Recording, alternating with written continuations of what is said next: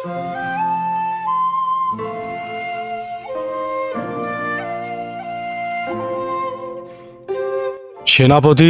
সালামের ঘর থেকে কি খাজানা এনেছো? জি মালিক, সব স্বর্ণ মুদ্রা এনেছি। ভালো, রাজকোষে গিয়ে রেখে দাও।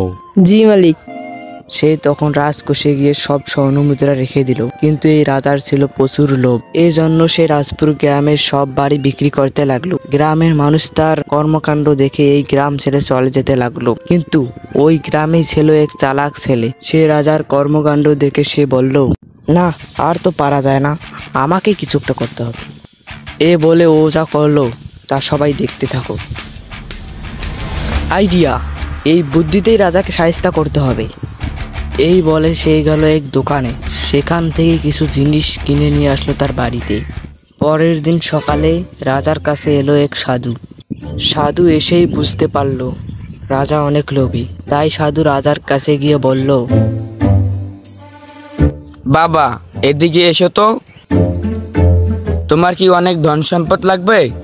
সাধু যখনই এই কথা বলল, রাজার খুশির কোনো ঠিকানা নেই।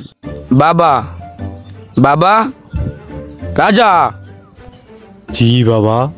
কি ভাবতেছো? কিছু না বাবা, আপনি যে বললেন যে আমাকে ধন সম্পদ লাগবে কি না, আমাকে ধন সম্পদ লাগবে, কিভাবে পাবো বাবা? এর জন্য তোকে কিছু করতে হবে না। এই গ্রামে সবাইকে তোর স্বর্ণমুদ্রা দিতে হবে, যেন তোর কাছে কোনো স্বর্ণমুদ্রা না থাকে। বাবা, এতে তো আমি পাবো না, হারাবো। আরে ছেলে, এই সব কিছু করার পর বনের শেষে একটি সিংহকে পাবি। তার কাছে গিয়ে এই সব কিছু তোকে বলতে হবে। তখনই তুই যে ধন সম্পদ বিলিয়ে দিয়েছিস তার 10 ডবল পাবি। আর কি, এই কথা মতো রাজা সবাইকে স্বর্ণমুদ্রা বিলিয়ে দিল। তারপর রাজা সিংহকে যখনই বলতে যাবে, অনেকদিন পর একটা শিকার পাইলাম। কিন্তু এই রাজা তো আর জানে না সাধু আর কেউ না, এরই গ্রামের এক চালাক ছেলে। এই বলে আমাদের গল্প আমরা শেষ করলাম। যদি আমাদের গল্প তোমাদেরকে ভালো লেগে থাকে তাহলে লাইক করো আর সাবস্ক্রাইব করে পাশে থাকো। আর যদি তোমাদের মধ্যে এরকম গল্প আমাদের ভিডিওর মাধ্যমে তুলে ধরতে চাও তাহলে আমাদের ফেসবুক পেজে গিয়ে পাঠাতে পারো। এর ফলে পরের ভিডিওতে তোমাদের নাম আমাদের ভিডিওতে তুলে ধরা হবে। আর গল্পটি যেন 5 মিনিটের উপরে হয়। ভালো থাকবেন, সুস্থ থাকবেন, আল্লাহ হাফেজ। এই রতন, আম বাগানে যাবি আম খাওয়ার জন্য? তল তল, একটা লাঠি একটা ছোলা নেই। আরে বাবা, আম কি আর একা খাবো নাকি? কিছু খাবো আর কিছু ছোলাতে বলে নিয়ে আসবো, গ্রামের সবাই খাবে। আচ্ছা রতন, গ্রামের লোকেরা তোকে গালিগালাজ করে, পিছনে লাগে, বকাবকিও করে, তবুও তুই গ্রামের লোকদের কথা ভাবিস কেন? এই যে ধুল, ডালাই ভালোবাসে তালাই বুকতে পারে। চল চল, সে তুই বুঝবি না।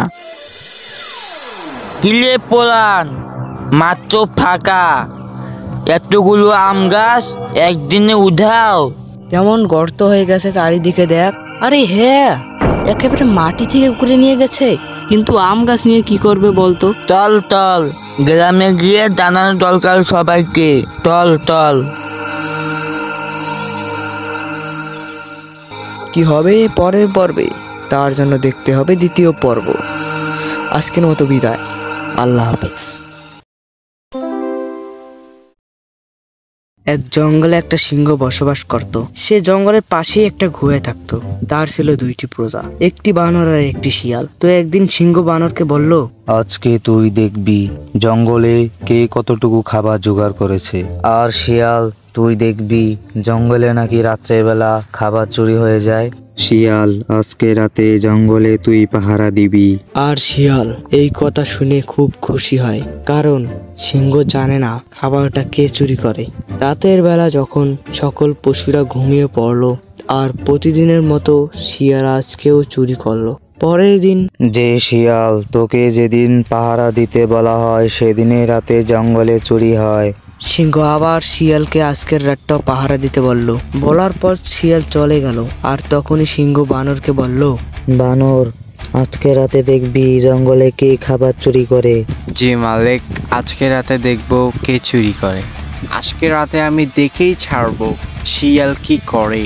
ওর ওপর কড়া নজর দিব।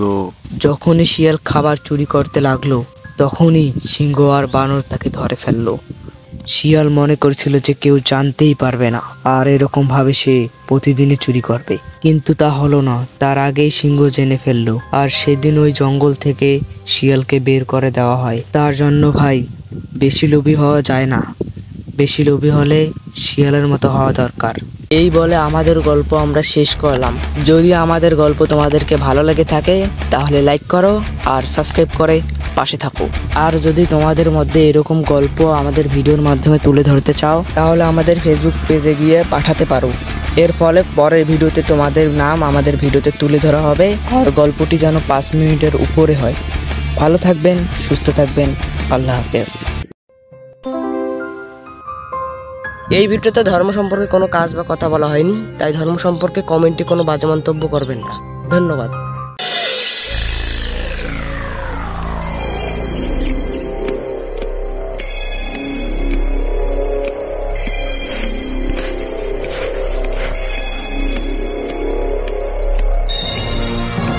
কি হলো বলো, কত হলো? হুজুর, কিছু জমিতে তো এখনো চাষিরা চাষ করছে। বারে, তাহলে তো সেগুলোও কবজা করতে হবে। আর খাজনার টাকা কত রয়েছে? এই আগে ওই 4,800 টাকা। এও দেখছি কম। না না না না, তোমার চোখে দেখা অঙ্ক তো আমার বিশ্বাস হচ্ছে না। নিশ্চয় তুমি টাকা পয়সা সরাচ্ছ মুন্সি। না না হুজুর, এরকম বলবেন না। ঠিকই বলছি। যাও, তোমার এই মাসের মাইনেটা কেটে নিলাম। হুজুর ওই মাইনেটুকু কেটে নিলে তো না খেয়ে মরবো, এমনিতেই আমার বুকে ব্যথা। তোমাদের মতো লোকজনের এমন সাজা হওয়া উচিত, চুরির সাজা। হা হা হা হা। হুজুর আমাকে চুরির বদনাম দিবেন না। আপনার জন্য এত করলাম হুজুর, আপনার জন্য এত করলাম হুজুর, শেষে কিনা ও আল্লাহ, ও মাগো। এ এ এ এই রে, মুন্সি মরে গেল নাকি? যা। এক গ্রামে এক চাষি ছিল, তার নাম রকি। সে ফসল ফলিয়ে অনেক উপার্জন করত, কিন্তু সে ভালো লোক। এবং অপর দিকে এক বল্টু নামে চোর ছিল। সে খুব খারাপ লোক ছিল। সে টাকার জন্য মানুষকে খুন করত। রকি বলল, এবছর আমার তো অনেক ভালো ফসল হয়েছে। আমি এই ফসলগুলোকে দূরের বাজারে বিক্রি করে দিয়ে আসব। সেখান থেকে আমি অনেক অর্থ উপার্জন করব। সে ফসলগুলো বিক্রি করে অনেক অর্থ উপার্জন করলো এবং আসার পথে রাত ঘনিয়ে এলো। এমন সময় সেই চোর তার সামনে এলো, তার হাতে একটা ছুরি। রকি দাঁড়িয়ে পড়ল এবং দেখতে লাগলো। তুমি কে? তুমি কি চাও? আমি জানি তোমার কাছে অনেক টাকা আছে। টাকার ব্যাগ তাড়াতাড়ি আমাকে দিয়ে দাও, না হলে তুমি আমার হাতে মরবে। টাকার ব্যাগ আমি দেব না। চোরটা রকিকে ছুরি দিয়ে আঘাত করলো ও রকি মারা গেল। চোর তার টাকার ব্যাগ নিয়ে পালিয়ে গেল।